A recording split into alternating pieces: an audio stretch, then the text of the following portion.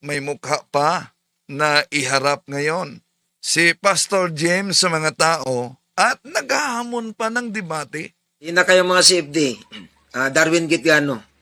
At ikaw Talibong, hihintayin ko kayo. Hihintayin ko kayo.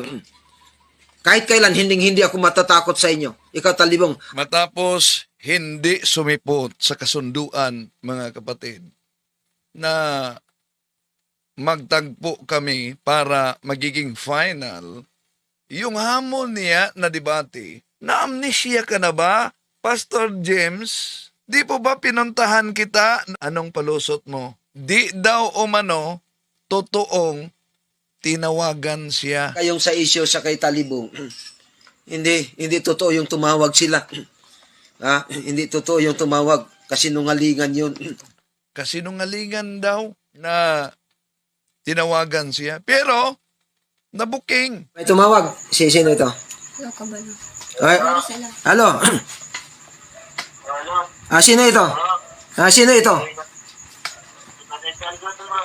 Si Jando.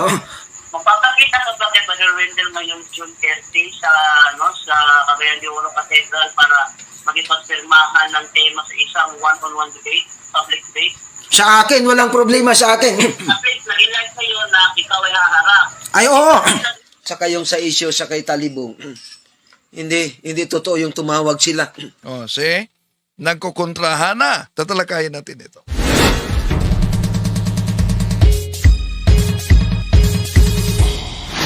Kumusta? Muli, ito yung lingkod, Brad Wendell Talibong, makasama ninyo sa pagkakataong ito.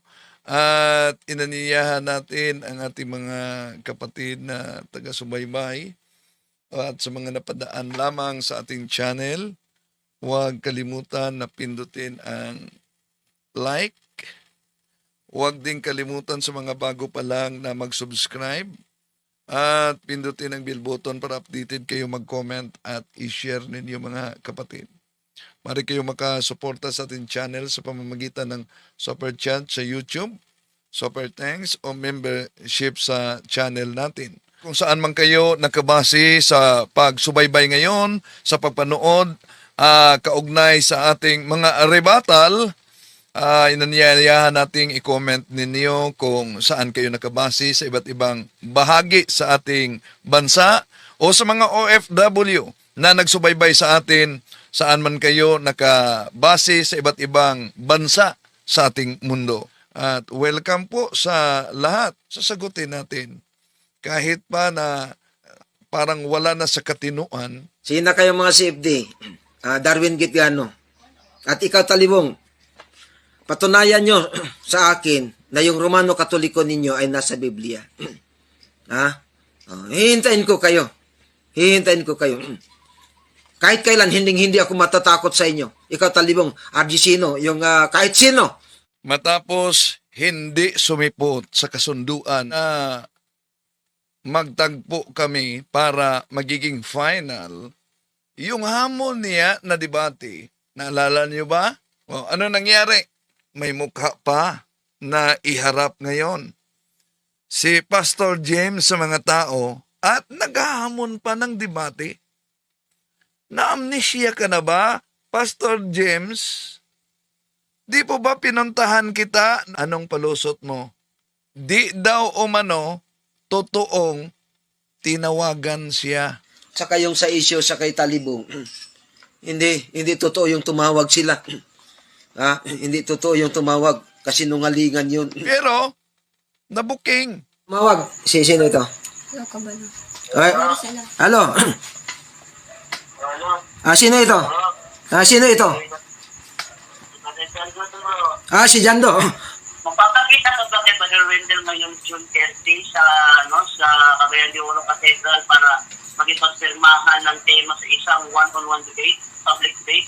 Sa akin, walang problema sa akin. Walang problema sa akin. Kahit sino.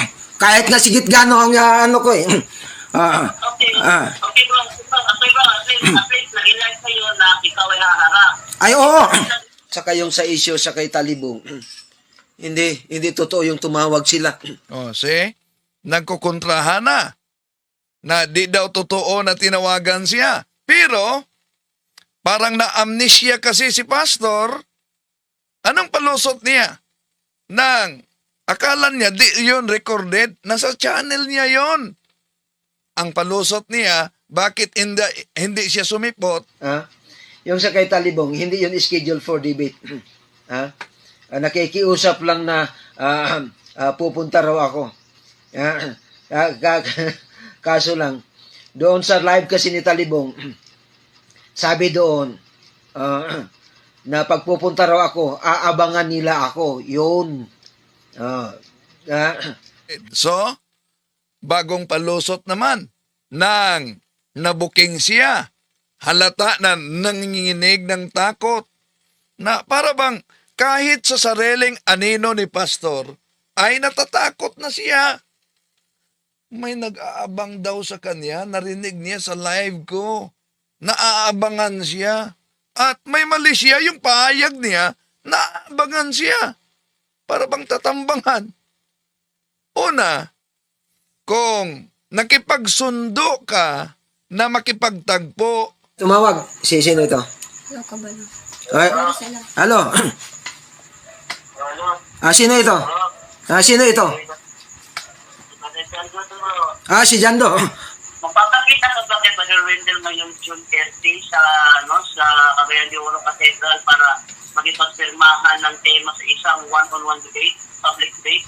Sa akin, walang problema sa akin. Walang problema sa akin. Kahit sino. Kahit na sigit gano ang ano ko eh. Okay, bro. At least nag-inline sa'yo na ikaw ay haharap. Ay, oo. natural naman na hintayin ka namin. Pero yung sinabi mong, Kaso lang, doon sa live kasi ni Talibong, sabi doon, na pagpupunta raw ako, aabangan nila ako. Yun. may nag-aabang sa iyo, narinig mo sa live ko. Abay, parang nanaginip ka ng gising pastor. Daming palusot mo. Tapos hamon ka ng hamon. Sina kayo mga CFD? Darwin Gitgano. At ikaw Talibong, patunayan nyo sa akin na yung Romano Katoliko ninyo ay nasa Biblia. Hihintayin ko kayo. Hihintayin ko kayo. Kahit kailan, hindi ako matatakot sa inyo. Ikaw Talibong, Argisino, yung kahit sino. Pinantahan na kita sa Cagayan de Oro City, di ka sumipot. So, kung gusto mo talagang magharapan ng friendly debate, patunayan mo ang sinasabi mo. Hihintayin ko kayo. Hihintayin ko kayo. Kahit kailan, hindi ako matatakot sa inyo. Ikaw Talibong, Patunayan mo ang sinasabi mo na wala kang kinatatakutan. Ikaw ang magpunta na dito sa Osamis. Di ba sabi mo, kahit saan, kahit kailan, wala akong kinatatakutan. Patunayan mo yan. Na meron kang isang salita. Dahil mahirap naman yung makilala kang pastor sa kasinungalingan. Alam mo naman, sino ang ama sa sinungaling ayon sa Juan Kapitulo 8:44. Imagine, pinagbigyan na siya. Pinuntahan na. At di nagpakita dahil narinig daw niya na sinabi ko na pag magpakita siya sa kasunduan, may nag-aabang na sa kanya. Natatakot sa sarili niya. At nagawa na lang ng parang hallucination, pastor. yung sa kay Talibong, hindi yun schedule for debate. Nakikiusap lang na pupunta raw ako. Kaso lang, doon sa live kasi ni Talibong, sabi doon, na pagpupunta raw ako, aabangan nila ako. Yun. Pakinggan muna natin itong panibagong hamon niya. Sina kayo mga CFD? Darwin Gitgano. At ikaw Talibong, patunayan nyo sa akin na yung Romano Katoliko ninyo ay nasa Biblia. Ang dali lang yan. Kahit King James Version pa. Pero patunayan mo na gusto mo talagang haharap sa debate. Dahil Anong palusot mo? Di ba ba ay yung palusot mo? Na nagpunta kami doon sa Cagayan, anong palusot mo sa channel mo? Hindi, tinawagan ka. Saka yung sa issue sa kay Talibong, hindi totoo yung tumawag sila. Hindi totoo yung tumawag. Kasinungalingan yun. Nagsisinungaling siya sa sarili niyang programa na hindi daw totoo na tinawagan siya. Pero, nabuking na. Wala namang problema na yung debate na yan. Oo. Walang problema yan. Saka yung sa issue sa kay Talibong, hindi totoo yung tumawag sila. May tumawag? Sino ito? Hindi totoo na tinawagan siya. Pero may tumawag. Sino ito? Hello, kabalo. Ay, Sila. halo? Sino ito? Sino ito? Si Jando. Magpapakita sa Dr. Brother Wendell ngayong June 30 sa Cagayan de Oro Cathedral para magipagpirmahan ng tema sa isang one-on-one debate, public debate. Sa akin, walang problema sa akin. Walang problema sa akin. Kahit sino. Kahit nga sigit gano ang ano ko eh. Okay. Okay, bro. Kahit sino. Kahit sigit gano. Kaya nga, nang nagpunta na tayo doon at hindi siya sumipot, anong palusot mo? Di ka tinawagan.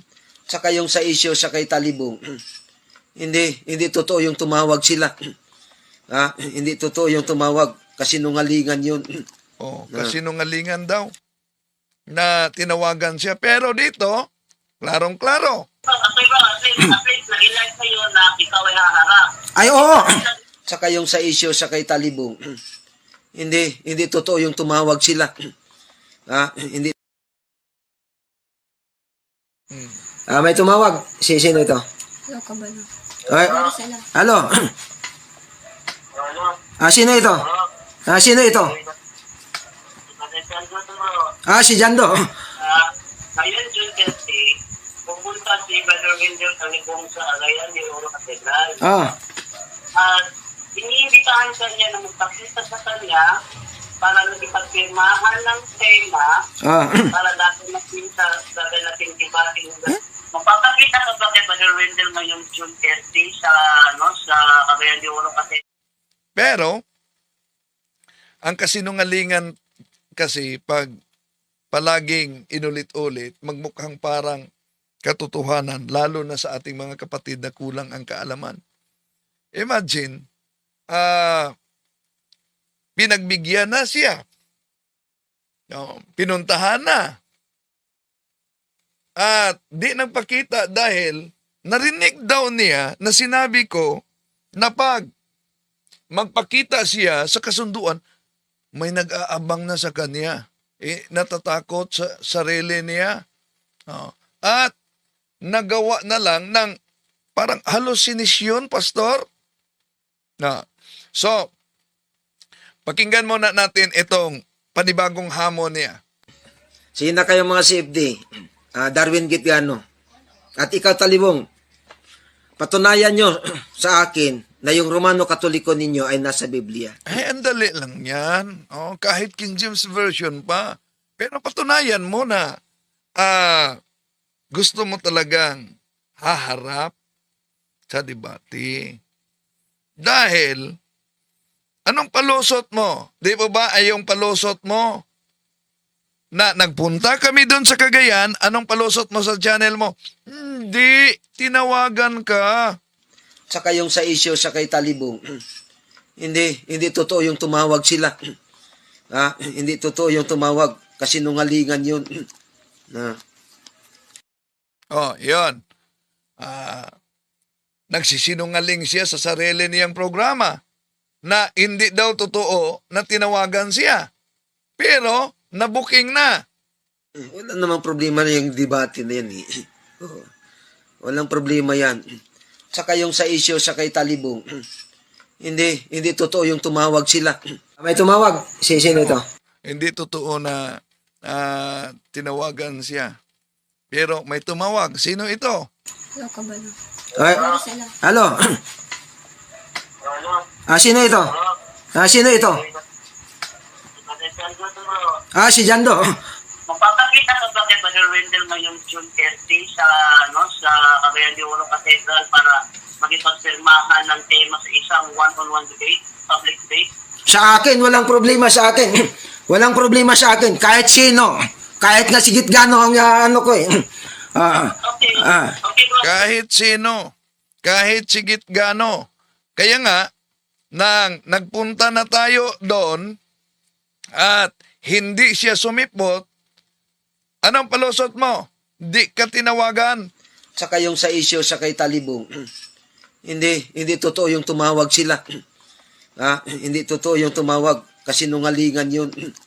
Kasi nungalingan daw na tinawagan siya. Pero dito, klarong-klaro. Okay, bro. At least nag-live kayo na ikaw ay haharap. Ay, oo. Saka yung sa issue sa kay Talibong.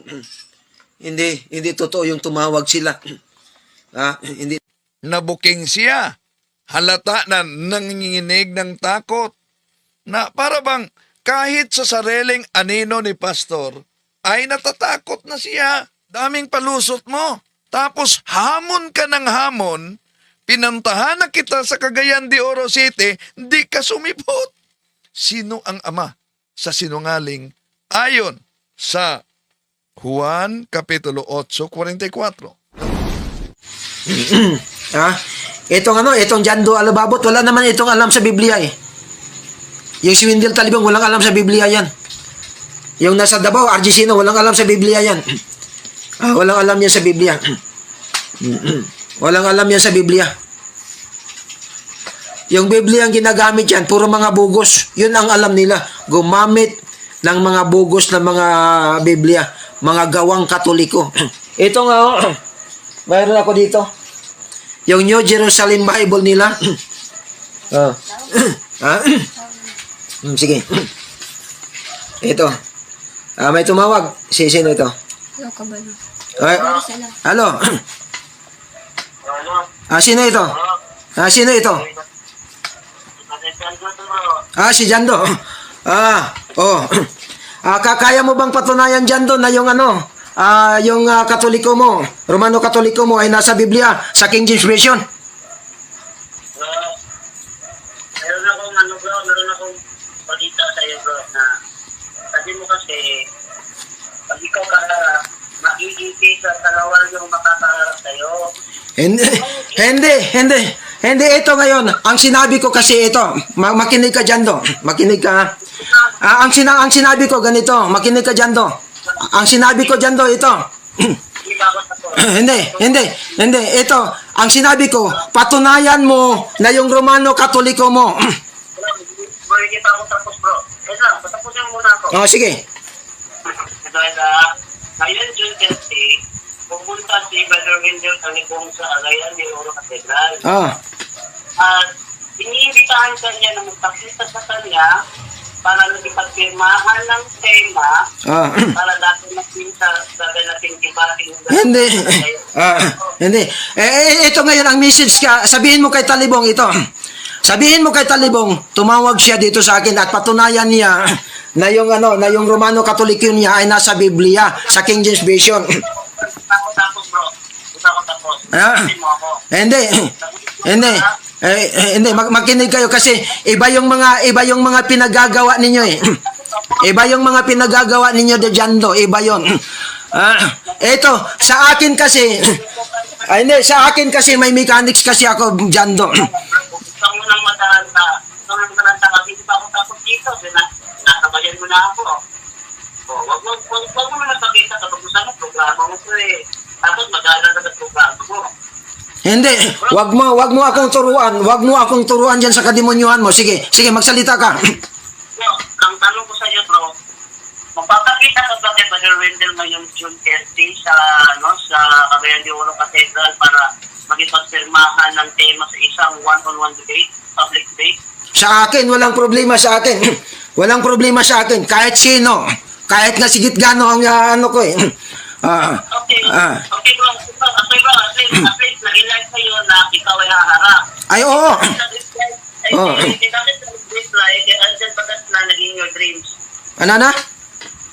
Bakit ka nag-reply kay Brother Alden Bagasna naging your dreams?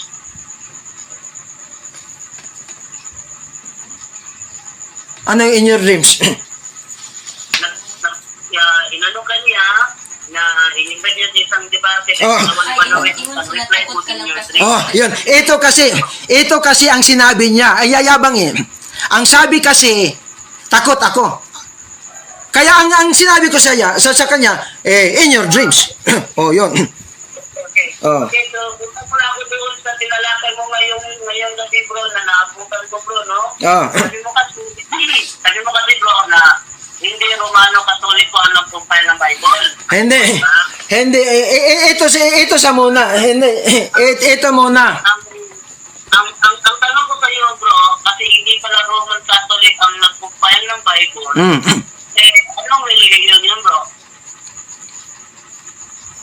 Anong relihiyon? Anong religion yung nag-compile ng Bible? Kasi sabi mo kasi hindi Roman Catholic ang nag-compile ng Bible. Hindi ko kanina, kaso nga lang, hindi ko makapasok. Nag-invite ako sa live, hindi mo ina-accept. Cellphone lang. Sige. Mapilit ko makasok doon sa live. Para makita din ako sa live mo. Ayaw ko na ako i-accept. Sige. Ayaw na ako sa number mo. Sige. Ito. Sige, tama na. Sige, tama na. Sige. Sabi mo kasi kanina, narinig ko kanina sabi ko na hindi mo Catholic ang nag-compile ng Bible. Pwede ka sabihin mo pwede mo sabihin sa akin kung anong religion ang ng nag-compile ng Bible sa taon. Sige. Ngayon, pag nasabi ko ngayon, Jando, anong kondisyon natin? Bro, Ah. tinatanong ka po sa kapunta, wala na po. Hindi kasi Matino ako nagtatanong sa'yo. actually actually Jando, hindi ka matinong tao eh. Bro, actually nagtatanong sa'yo ng matino. Yun nga eh. Ito ngayon Jando, makinig ka. Huwag mo akong diktahan kung anong gagawin ko. Ano ha? Ito ngayon ang sabi ko. Kasi ang sabi mo kasi, makinig ka. Ang sabi mo kasi ito. Kung hindi Katoliko, anong relihiyon ang nag-compile? Anong relihiyon? Alam mo ba Jando na maraming nag-compile ng Bible? Yung buong Biblia bro, yung buong Biblia mismo, yung pinakaunang nag-compile, all Bible, yun ang tanong ko, sino? Ngayon nga, ang sabi ko nga, ibibigay ko sa iyo itong information. Hindi, ganito ako eh. Kasi ang yayabang kasi ninyo eh. Kayong mga CFD naman kasi, ang yayabang kasi ninyo. Hindi ako nagmamayabang sa'yo, hindi ako nagayabang sa'yo. Dito, nung nakausap mo ako, hindi ka nagyayabang. Pero nung mga video ninyo, talagang napakayabang ninyo eh. Kayong mga CFD, napakayabang ninyo eh. Dito ko na talakay mo doon. Huwag mo saluhin yung talakay mo sa iba kasi para kang maritis niyan. Bali ba lang, ang tanong ko na lang ang focus. Ipakusubri. Hindi Romano Katoliko ang nag-compile ng Biblia. So, dito po, anong religion ang pinakaunang nag-compile ng Biblia kung saan ang Old at New Testament nilagay sa isang libro.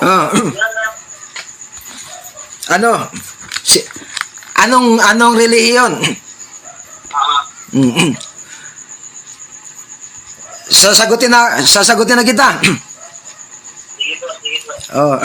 Pag nasagot mo, tanggapin mo na Bro, huwag kang mag-mission, bro. Hindi.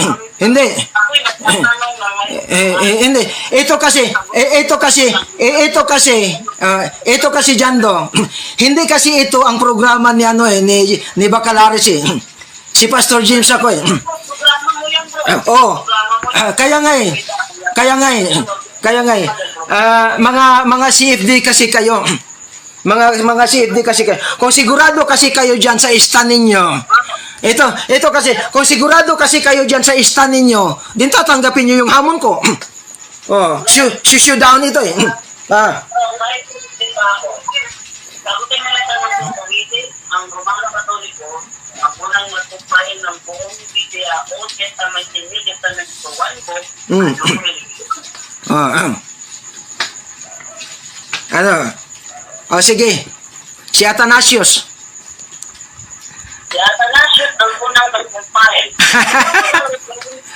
Ipakusugat. Bro, kasi Atanasio.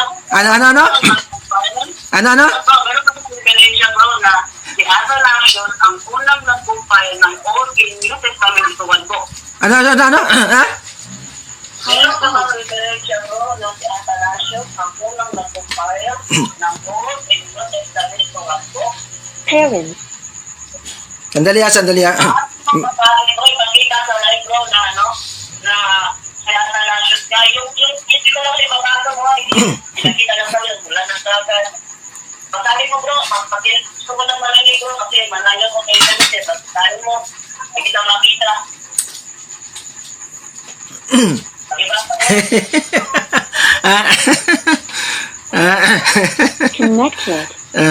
Kasi kanina. Ito na. Sandali kasi sandali dyan do. Sandali kasi may inaayos eh. Kaya kailangan ko lumabas. So, parang mo yung cellphone lang, hindi kita makita. Pakisagot mo na lang bro po. Pakibasa mo na lang sa live mo yung intervention mo na sinasabi si Atanasio ang nag-compile ng Old and New Testament in one book. Hindi. Ang tanong, ito ibabalik ko sa iyo ang tanong mo ha. Kasi yung style kasi ninyo yung style ninyong pang CFD, hindi yan lulusot dito sa akin. Ito kasi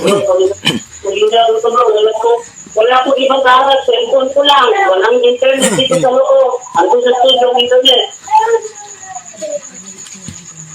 dili maklaro. Ah? Saya. Sige. Sige, pagtiyaga natin. Ano 'yon? ang sabi mo kasi kung hindi ang Katoliko sino? Anong relihiyon? Pag-ibasa po yung referensya mo na si Atanasio ang nag-compile ng Old and New sige. Testament. Pag-ibasa mo sa live bro. Sige. Sige. Sige. Walang internet dito. Sige. Ito ngayon kasi medyo ano na yan, medyo mahirap-hirap na yung ano mo. Katanungan mo, may kondisyon na talaga ako diyan. Babasahin ko. Diyan do. Bakit na?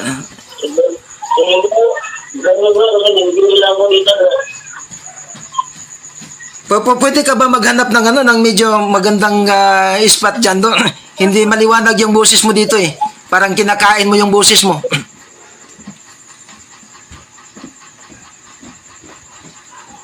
Halo?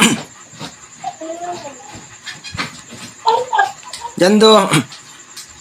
Pwede ka ba maghanap ng ano? Nagigintay ako bro, pag-ibasa.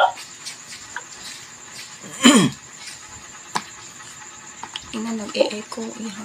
Nag-e-echo iha. May ibang monitor ka ba dyan? Nag-echo dyan do eh.